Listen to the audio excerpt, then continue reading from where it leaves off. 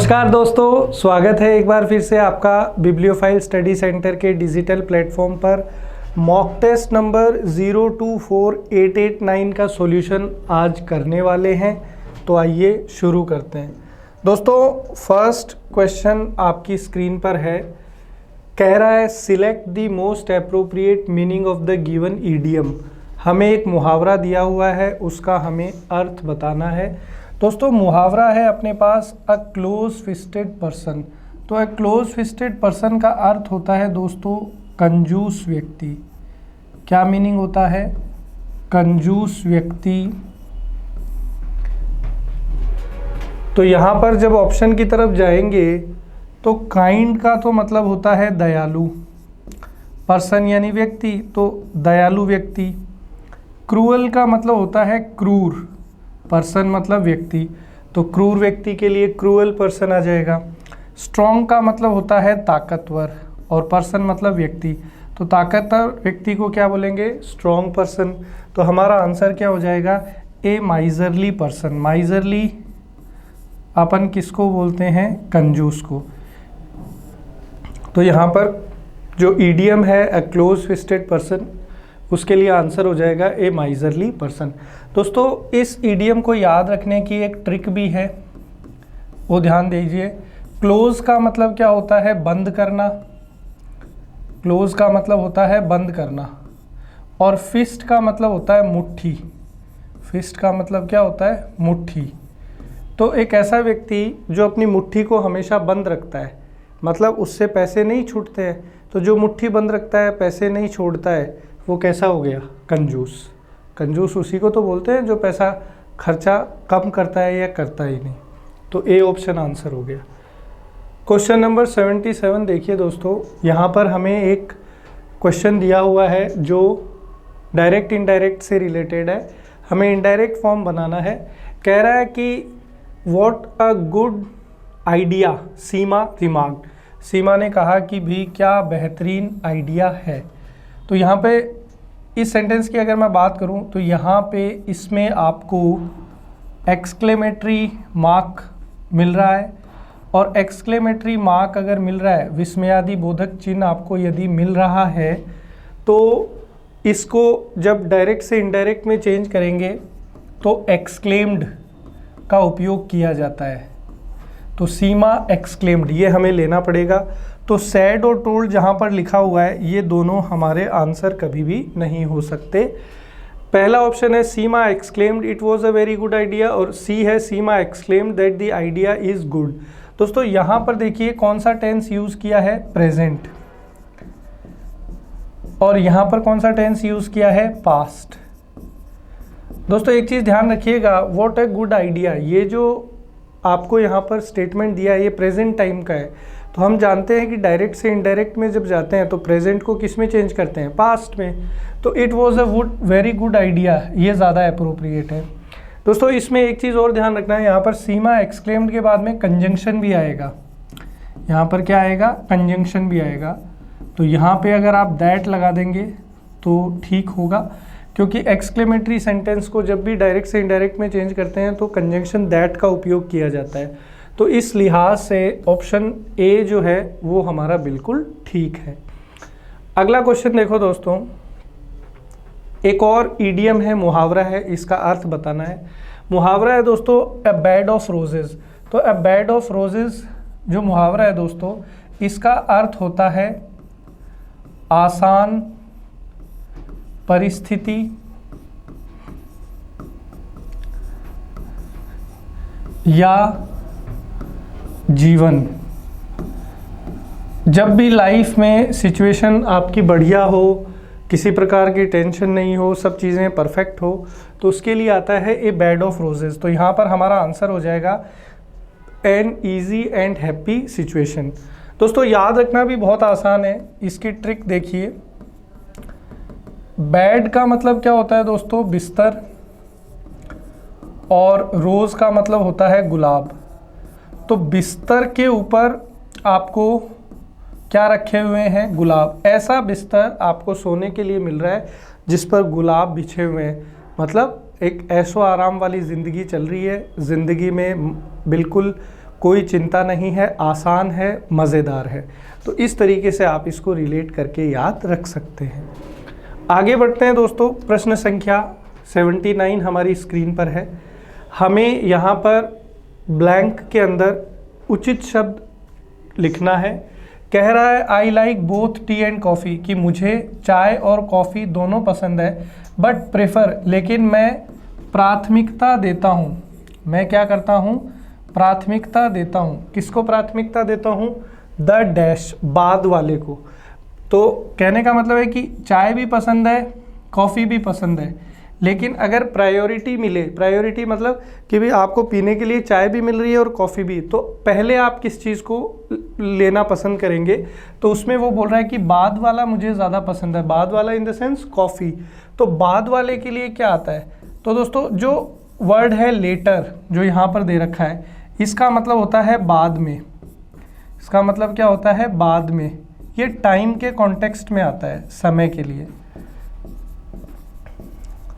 अक्सर आपने एक फ्रेज सुना होगा, कॉल यू लेटर, कि भी मैं जो है तुम्हें बाद में करता हूँ फ़ोन। ये जो शब्द है लीस्ट, इसका मतलब होता है कम से कम।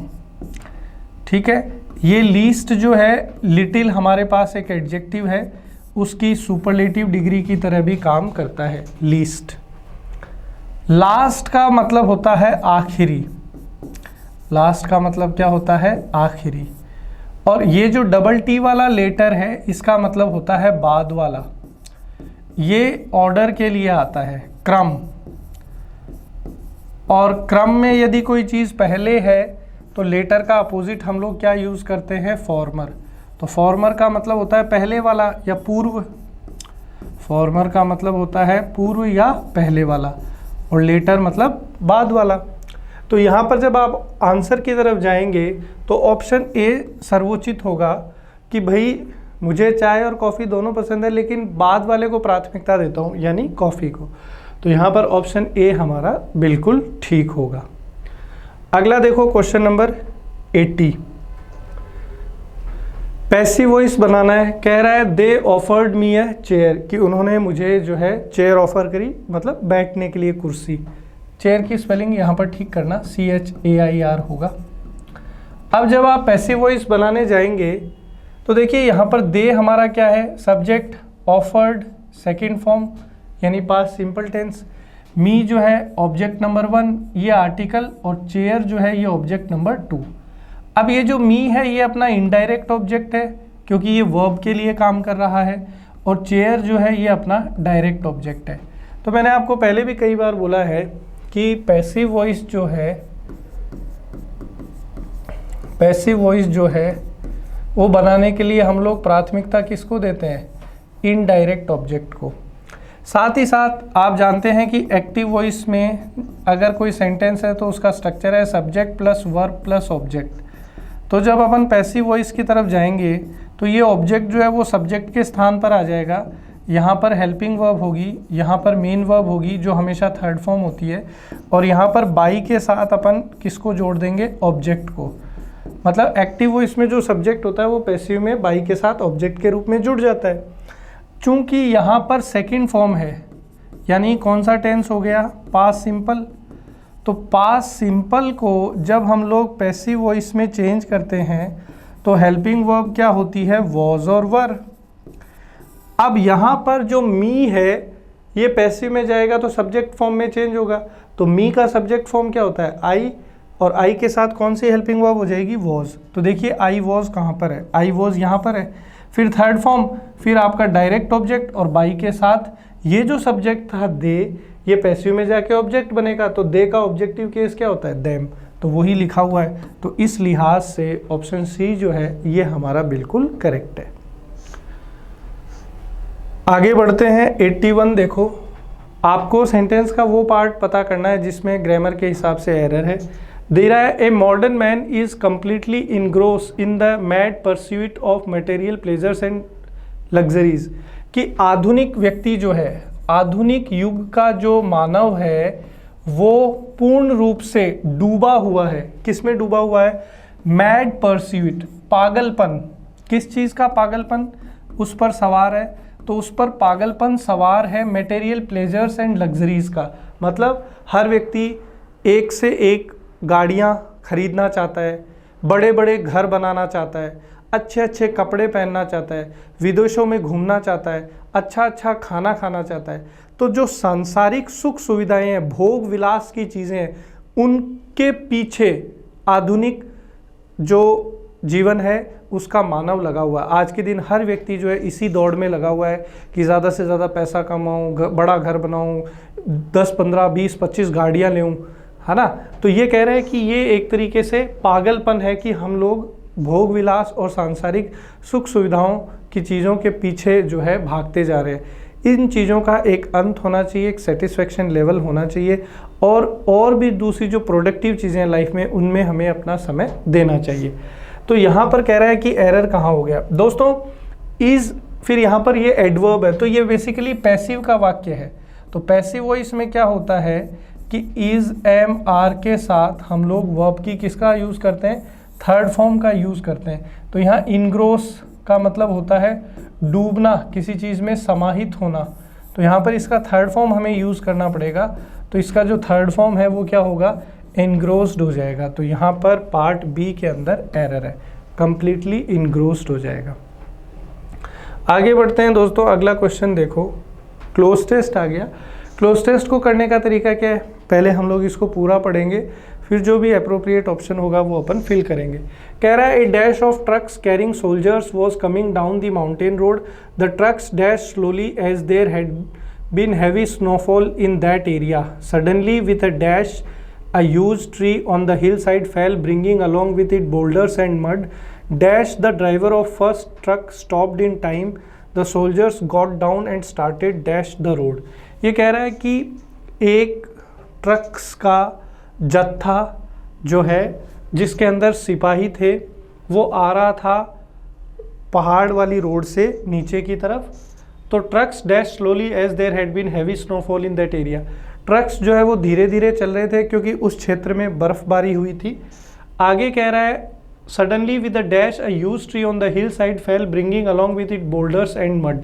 अचानक क्या हुआ कि जिस रास्ते से वो सिपाहियों से भरे हुए ट्रक आ रहे थे उसके साइड में कोई पेड़ था, वो अचानक से गिर गया और अपने साथ बहुत सारी मिट्टी और पत्थर जो है वो लेकर के आने लगा। Dash, the driver of first truck stopped in time, लेकिन जो सबसे आगे जो ट्रक चल रहा था उसका जो ड्राइवर था उसने सूझबूझ दिखाते हुए ट्रक को रोक लिया। इसकी वजह से पीछे के सारे ट्रक रुक गए और कोई हानि नहीं हुई। The soldiers got down and started dash the road, और वो सिपाही फिर क्या हुए, जैसे ही वो ट्रक्स रुके तो सिपाहियों ने उतर के देखा कि भी आगे पेड़ गिरा हुआ है, मिट्टी है, पत्थर है, तो उन्होंने उसको साफ करना वहाँ से प्रारंभ कर दिया। मेरे हिसाब से बहुत ही आसान सा क्लोज टेस्ट था। तो था अ डैश ऑफ ट्रक्स, तो एक के बाद एक ट्रक्स की जो लाइन लगी हुई है, ठीक है, उस चीज़ को अपन क्या बोलेंगे, फ्लॉक। तो देखो फ्लॉक किसको बोलते हैं दोस्तों, ग्रुप ऑफ बर्ड्स, पक्षियों का या जो भेड़ होते हैं उनका जो समूह होता है उसको फ्लॉक बोला जाता है दोस्तों। क्रू किसको बोला जाता है, group of people working in A ship और एयरक्राफ्ट, किसी एरोप्लेन या पानी के जहाज में लोगों का जो ग्रुप काम करता है उसको क्रू बोला जाता है। बेवी बोला जाता है ग्रुप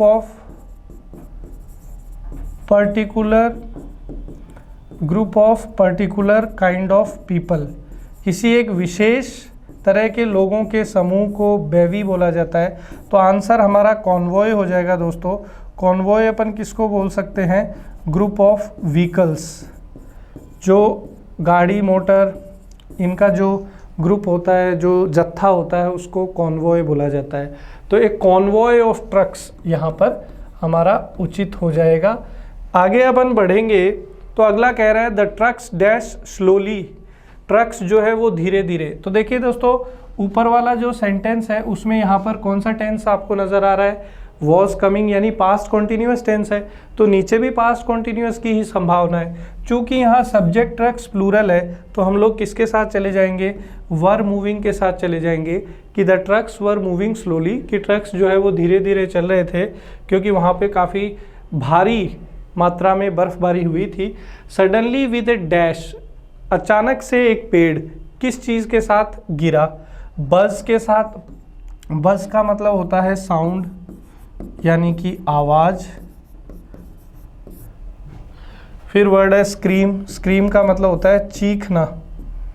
स्क्रीम का मतलब क्या हो जाएगा, चीखना। क्रैश का मतलब होता है कि जब कोई चीज़ क्या होती है, टकराती है। तो जो पेड़ जो है वो क्रैश हुआ है क्योंकि वो धरती के ऊपर गिरा है, तो धरती से टकराया। आपने सुना होगा एरोप्लेन क्रैश होता है, तो जब हवाई जहाज़ धरती से टकराता है तो उसको क्रैश बोलते हैं। उसी प्रकार से जब वो पेड़ रोड से टकराया तो उसको क्रैश बोला गया है। तो यहाँ पर क्या होगा, विद ए क्रैश, कि एक क्रैश के साथ एक बड़ा पेड़ जो है वो पहाड़ी के साइड में गिरा और उसकी वजह से जो है पत्थर और मिट्टी जो है निकल के वहाँ से आ गई। अगला है dash the driver of first truck stopped in time, पहले ट्रक के ड्राइवर ने समय से गाड़ी रोक दी। ये चीज़ कैसी थी, ये चीज़ कैसी थी, तो ये लॉजिकली थी यानी तर्क सहित थी। सिमिलरली यानी समान रूप से, सिमिलरली यानी समान रूप से। मैजिकली यानी जादुई तरीके से। मैजिकली का मतलब हो जाएगा जादुई तरीके से। और फॉर्चुनेटली का मतलब हो जाएगा सौभाग्यवश। तो यहाँ पर फॉर्चुनेटली हमारा आंसर होगा कि सौभाग्यवश क्या था कि पहला जो ड्राइवर था उसने टाइम से गाड़ी को क्या कर दिया, रोक दिया। द सोल्जर्स गॉट डाउन, सिपाही जो है वो नीचे उतरे। And started dash the road, और उन्होंने रोड को क्या करना शुरू कर दिया, साफ करना शुरू कर दिया। तो क्लियरिंग द रोड आ जाएगा। चेंजिंग का मतलब होता है किसी चीज़ को बदलना। ऑल्टरिंग का भी मतलब यही होता है, किसी चीज़ को बदलना, टू चेंज समथिंग। मूविंग का मतलब होता है चलता हुआ। तो यहाँ पर जो है ऑप्शन ए बिल्कुल ठीक होगा कि वो सिपाही ट्रक से नीचे उतरे और उन्होंने रोड पे जो पेड़ गिर गया था, पत्थर गिर गए थे, मिट्टी विट्टी, उनको साफ करना शुरू कर दिया।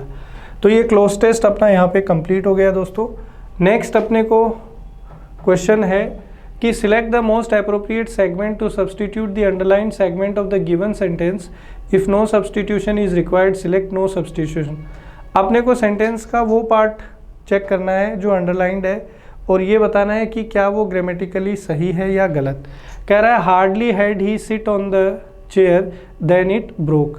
तो ये यहाँ से अंडरलाइन है दोस्तों, sit on the chair then, ठीक है, इसमें अंडरलाइन है नहीं इसलिए मैंने आपके लिए कर दिया है।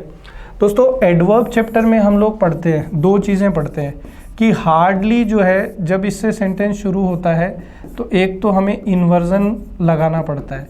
इन्वर्जन का मतलब क्या होता है, पहले हेल्पिंग वर्ब आती है और फिर कौन आता है, सब्जेक्ट। ऐसा क्यों इन्वर्जन लगाना पड़ता है, क्योंकि हार्डली जो है दोस्तों ये नेगेटिव मीनिंग कन्वे करता है। तो जब भी हम लोग इंग्लिश लैंग्वेज में किसी नेगेटिव वर्ड या नेगेटिव एडवर्ब से सेंटेंस को शुरू करते हैं तो इन्वर्जन हमें लगाना पड़ता है। दूसरी बात, हार्डली जो है इसका पेयर है, जोड़ा है, क्योंकि ये एक को रिलेटिव कंजंक्शन है। कैसा कंजंक्शन है, को रिलेटिव कंजंक्शन। को रिलेटिव कंजंक्शन दोस्तों कौन से होते हैं, दोस्तों अंग्रेजी में को रिलेटिव कंजंक्शन वो होते हैं जो पेयर में होते हैं यानी जोड़े में होते हैं। तो हार्डली का जो पेयर है, हार्डली का जो पेयर है, जो जोड़ा है, वो किसके साथ बनता है, वैन के साथ बनता है। तो hardly had he sit on the chair when it broke, ये हमारा आंसर होगा। तो hardly had he sit on the chair then it broke. अच्छा एक चीज़ और ये भी देखिए कि हार्ड हैड के साथ अपन वर्ब की कौन सी फॉर्म का यूज़ करेंगे, थर्ड फॉर्म। तो ये सिट जो है इसका सेकंड फॉर्म तो क्या है, सेट, साथ ही साथ थर्ड फॉर्म अगेन क्या है, सेट। तो सिट, सेट, सेट, तो ये बनेगा hardly had he set on the chair. तो hardly had he set on the chair और देन की जगह क्या हो जाएगा, व्हेन। तो ऑप्शन डी जो है ये हमारा करेक्ट आंसर होगा। एक चीज़ इसमें और समझिए कि ये देन का पेयर किसके साथ है, तो देन का पेयर बनेगा दोस्तों नो सूनर के साथ। ये भी बार बार आपके एग्जाम में आता रहता है, तो इसको भी ध्यान रखिए।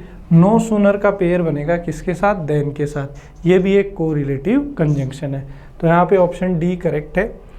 अगला देखो, अगेन हमें सेंटेंस के उस पार्ट को चेक करना है जो अंडरलाइंड है। अगर उसमें ग्रामेटिकल कोई करेक्शन है तो करेंगे, अदरवाइज नो इम्प्रूवमेंट आंसर होगा। कह रहा है the diver dive in the pool from a great height. ये इन द पूल जो है, डाइव इन द पूल, ये आपका अंडरलाइन पार्ट है दोस्तों। तो इसको चेक करना है कि जो गोताखोर है उसने छलांग लगा दी पूल में एक काफ़ी बड़ी ऊंचाई से। तो दोस्तों हम जब प्रेपोजिशन चैप्टर पढ़ते हैं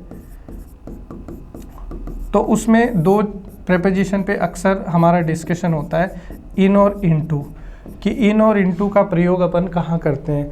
तो दोस्तों इन जो है इसका उपयोग किया जाता है स्टैटिक पोजीशन के लिए, स्थायी अवस्था के लिए। स्थायी अवस्था के लिए हम लोग प्रेपोजिशन इन का यूज़ करते हैं, और इनटू का यूज़ करते हैं गतिमान अवस्था के लिए। गतिमान अवस्था, या फिर हम लोग दूसरे शब्दों में बोल सकते हैं कि मूवमेंट के लिए हम लोग किसका उपयोग करते हैं, इनटू का। तो यहाँ पे जो डाइवर है, छलांग लगाने वाला है, वो डाइव कर रहा है, मतलब मूव कर रहा है। तो यहाँ पर फॉर एग्जांपल ये पोडियम है और यहाँ पे ये डाइवर है, तो ये यहाँ से छलांग लगा रहा है और यहाँ पे पूल है, यहाँ पे क्या है, पूल है। तो ये जब छलांग लगा रहा है तो ये क्या कर रहा है, मूवमेंट कर रहा है। और मूवमेंट के लिए कौन सा प्रेपोजिशन आता है, इनटू प्रेपोजिशन आता है। तो हमारा यहाँ पे आंसर बनेगा the diver dived into the pool from a great height, कि जो गोताखोर है, जो छलांग लगाने वाला है, उसने एक बड़ी ऊंचाई से पूल में छलांग लगा दी थी।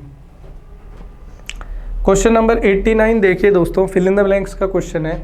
कह रहा है he tried to dash my ring, कि उसने कोशिश करी थी मेरी अंगूठी क्या करने की। तो ये जो स्टाइल है दोस्तों, इसका तो मतलब होता है सीढ़ियाँ। ये एक प्रकार की सीढ़ियाँ हैं, इस प्रकार से बनी हुई होती हैं, ठीक है। और ये सिर्फ मानव के लिए होती है, कोई जानवर जो है इनको इस्तेमाल नहीं कर पाता है। पार्क वगैरह में आप गए होंगे, वो रोलिंग टाइप की जो है सीढ़ियाँ होती है कई बार। ये जो स्टिल है ये एडवर्ब है दोस्तों।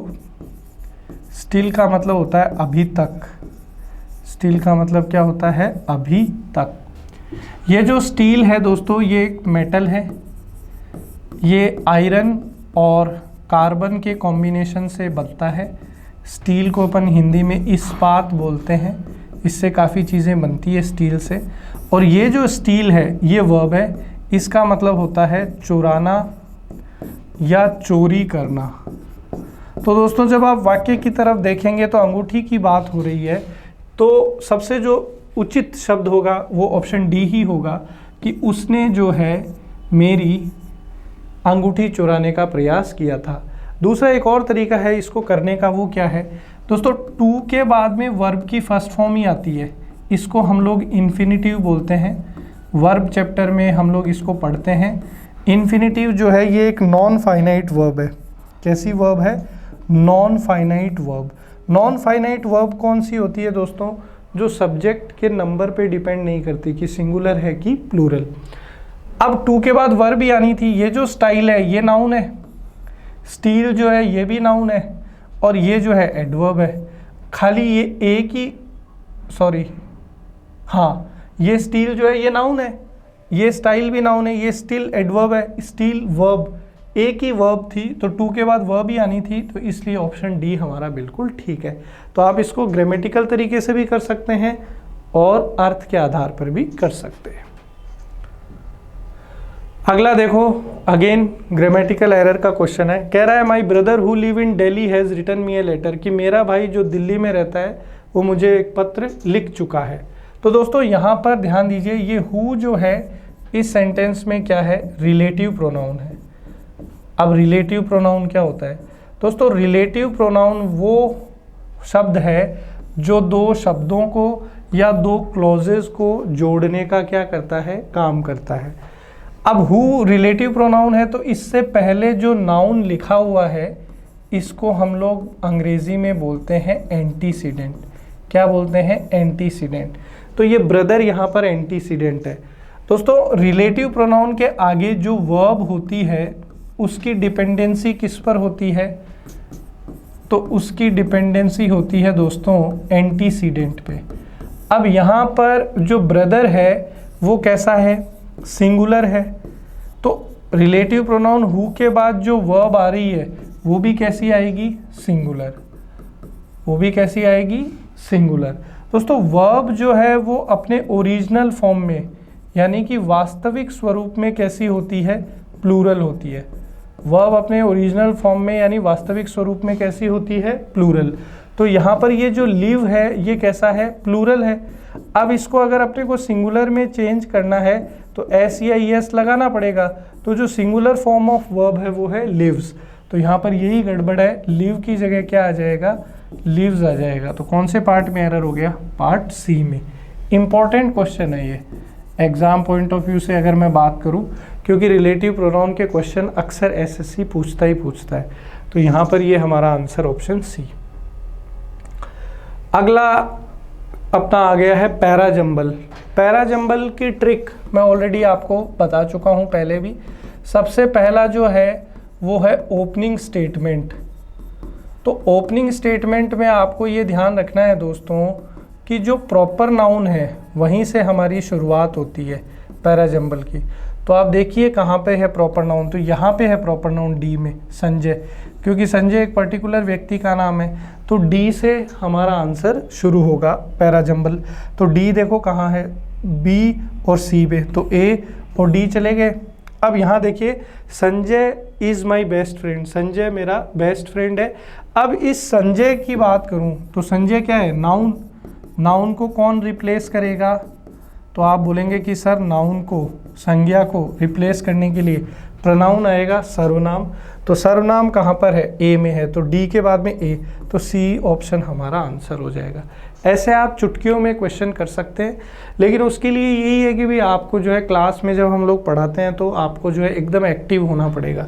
तो आपका यहाँ हो जाएगा Sanjay is my best friend, he is a gifted volleyball player. फिर आ जाएगा बी, लेकिन इन दिनों बोल रहा है कि इंटरनेशनल मैचेस नहीं खेलता है, क्यों, क्योंकि उसका पिछले साल एक्सीडेंट हो गया था।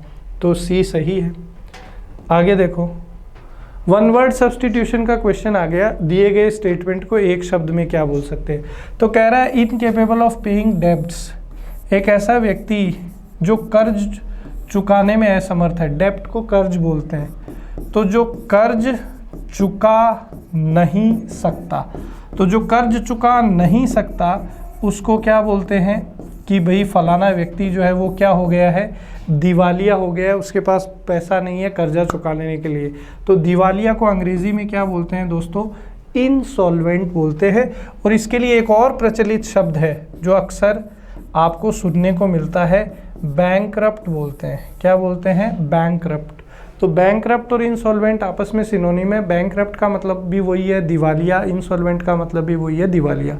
अब चूंकि बैंकरप्ट थोड़ा सा कॉमन वर्ड है इसलिए वो एग्जाम में नहीं आएगा, क्या आएगा, इंसॉल्वेंट आएगा। करप्ट का मतलब आप जानते ही हैं, करप्ट का मतलब होता है भ्रष्ट। एक्स्ट्रावेगेंट का मतलब होता है खर्चीला।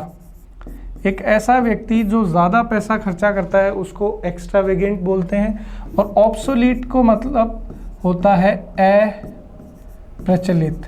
कोई ऐसी चीज़ जो अब प्रचलन में नहीं है, प्रचलन में नहीं है मतलब यूज़ में नहीं है, उसको हम लोग बोलते हैं ऑब्सोलीट। जैसे आजकल एसी आ गई है, तो पुराने पहले के ज़मानों में हाथ के पंखे चलते थे, तो हाथ के पंखे आजकल कैसे हो गए, ऑब्सोलीट हो गए, बिल्कुल प्रचलन से बाहर हो गए हैं।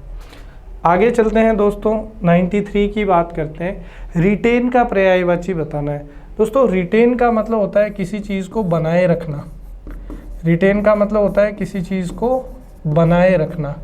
डेस्ट्रॉय का मतलब होता है दोस्तों विनाश करना। डेस्ट्रॉय का मतलब क्या होता है, विनाश करना।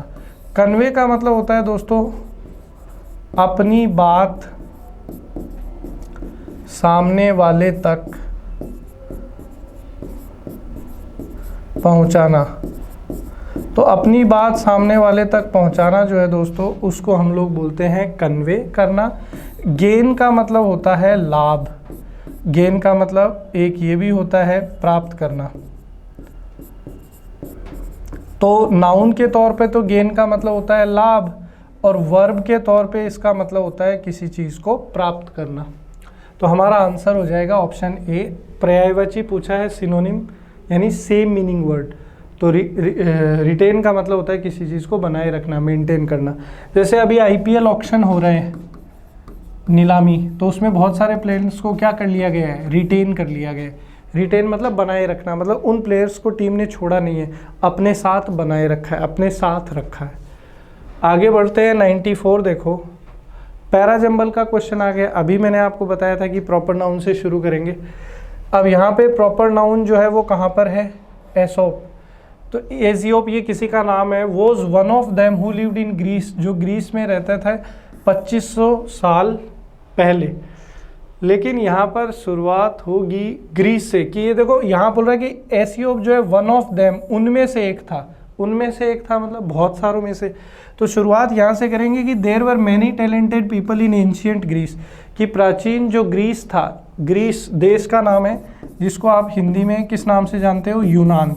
तो ये कह रहा है कि प्राचीन जो यूनान था उसमें बहुत सारे टैलेंटेड लोग थे। एसोप उनमें से एक था जो 2500 वर्ष पूर्व जो है जीवित था। तो सी के बाद में ए आएगा, यहाँ से शुरू करेंगे, फिर डी आ जाएगा। यद्यपि वो भद्दा था, अगली मतलब जिसकी शक्ल अच्छी नहीं हो। तो कह रहा है यद्यपि वो भद्दा था, he had a very clever brain, लेकिन दिमाग उसका बड़ा शांत था, दिमाग उसका बड़ा चतुर था। तो कह रहा है दिखने में तो भद्दा था लेकिन उसकी बुद्धि बहुत तेज थी। और फिर बी आ जाएगा कि वो जो है उसने लोगों को बहुत सारी रोचक कहानियाँ जो है वो सुनाई थी। तो यहाँ पर ऑप्शन ए जो है ये हमारा बिल्कुल करेक्ट आंसर हो जाएगा। आगे बढ़ते हैं 95। तो आपको अगेन पर्यायवाची बताना है, सिनोनिम बताना है, किसका, एक्सपेंसिव का। दोस्तों एक्सपेंसिव का मतलब होता है महंगा। तो यहाँ पर जब ऑप्शंस की तरफ जाएंगे तो माइल्ड का मतलब क्या होता है, हल्का। जेंटल का मतलब होता है सभ्य। सोबर का भी मतलब क्या होता है, सभ्य या सौम्य। डियर का मतलब होता है कि कोई चीज़ आपके लिए बहुत ज़्यादा क्या है, कीमती है, या कोई ऐसी चीज़ जो आपके लिए बहुत ज़्यादा प्रिय है। तो यहाँ पर एक्सपेंसिव के लिए सिनोनिम की तरफ जाएं तो डियर को हम लोग ले सकते हैं। अगला जो शब्द है दोस्तों, वन वर्ड सब्स्टिट्यूशन। कह रहा है one who loves his country, एक ऐसा व्यक्ति जो अपने देश से प्यार करता है। तो जो देश से प्यार करता है उसको क्या बोलते हैं, देशभक्त। देशभक्त को अंग्रेजी में क्या बोलते हैं, पैट्रियट। क्या बोलते हैं, पैट्रियट। ट्रेटर क्या होता है दोस्तों, ट्रेटर जो देश से नफरत करता है, और उसको अपन हिंदी में बोलते हैं देशद्रोही। कॉन्स्पिरेटर होता है दोस्तों जो षड्यंत्र रचता है, जो क्या करता है, षड्यंत्र रचता है, उसको हम लोग क्या बोलते हैं, कॉन्स्पिरेटर बोलते हैं। तो षड्यंत्र रचने वाले को बोला जाता है षड्यंत्रकारी, षड्यंत्रकारी। जैसे महाभारत में शकुनी जो था मामा, उसी ने एक तरीके से पूरे महाभारत की प्लानिंग करी है, लड़ाई करवाई। तो कॉन्स्पिरेटर था कौन, शकुनी, षड्यंत्रकारी। कोलैबोरेटर क्या होता है, जो किसी के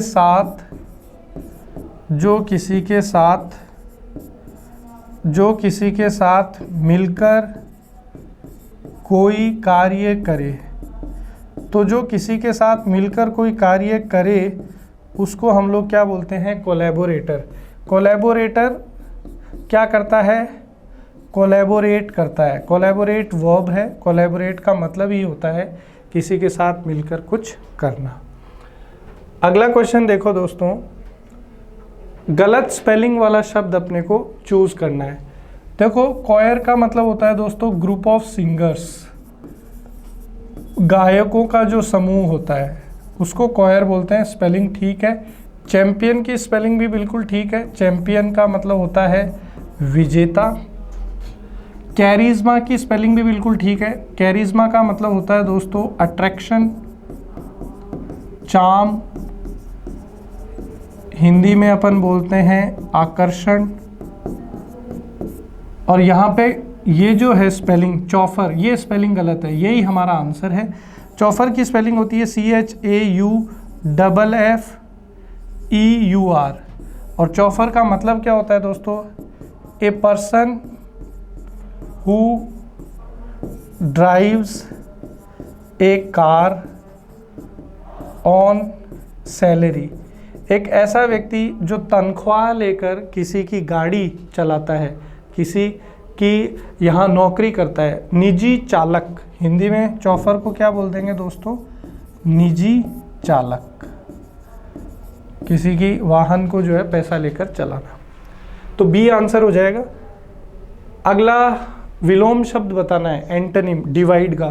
तो दोस्तों डिवाइड का अर्थ क्या होता है? डिवाइड का अर्थ होता है अलग करना। तो अपोजिट क्या हो जाएगा? एक करना या जोड़ना। तो यहां पर आंसर हो जाएगा यूनाइट। इंगल्फ का मतलब होता है दोस्तों अपने अंदर समाहित कर लेना। किसी चीज को अपने अंदर समाहित कर लेना कहलाता है दोस्तों इनगल्फ।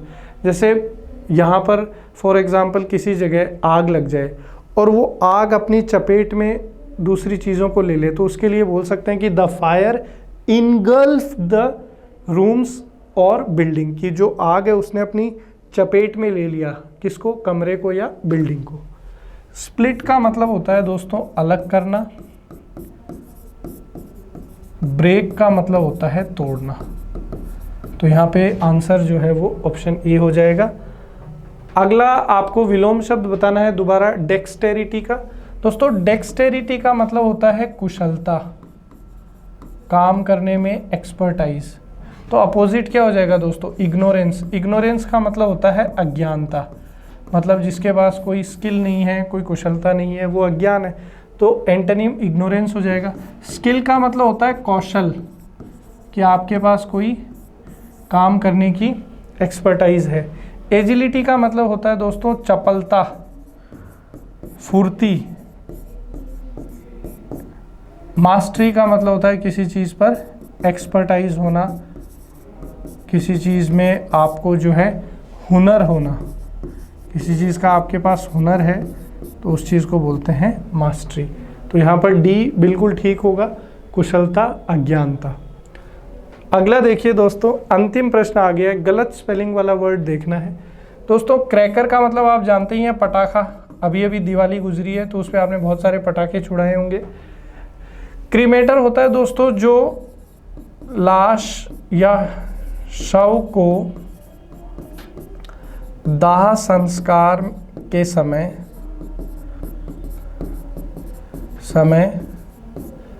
आग लगाता है। जब दाह संस्कार होता है तो उस समय जो शव होता है उसको जो व्यक्ति आग लगाता है उसको क्रीमेटर बोलते हैं। क्रिकेटर आप जानते हैं, क्रिकेट खेलने वाले को क्रिकेटर। क्रिएटर की स्पेलिंग गलत है, यही हमारा आंसर है। सही स्पेलिंग होगी CREATER, क्रिएटर। क्रिएटर का मतलब होता है बनाने वाला। क्रिएटर का मतलब क्या होता है? बनाने वाला। तो दोस्तों इसी के साथ ये मॉक टेस्ट का सॉल्यूशन अपन ने एकदम गहराई से देख लिया है। उम्मीद करता हूँ कि आपको सारे क्वेश्चन अच्छे से समझ में आ गए हैं। अगर ये वीडियो आपको अच्छा लगता है, मेरा तरीका आपको पसंद आता है, तो इस वीडियो को लाइक ज़रूर करें और कमेंट्स के माध्यम तक आप अपने जो भी विचार हैं वो मुझसे तक ज़रूर पहुँचाएं। तो दोस्तों मिलते हैं अगले वीडियो में। पढ़ते रहिए, मेहनत करते रहिए और मस्त रहिए। ठीक है? जय हिंद, जय भारत।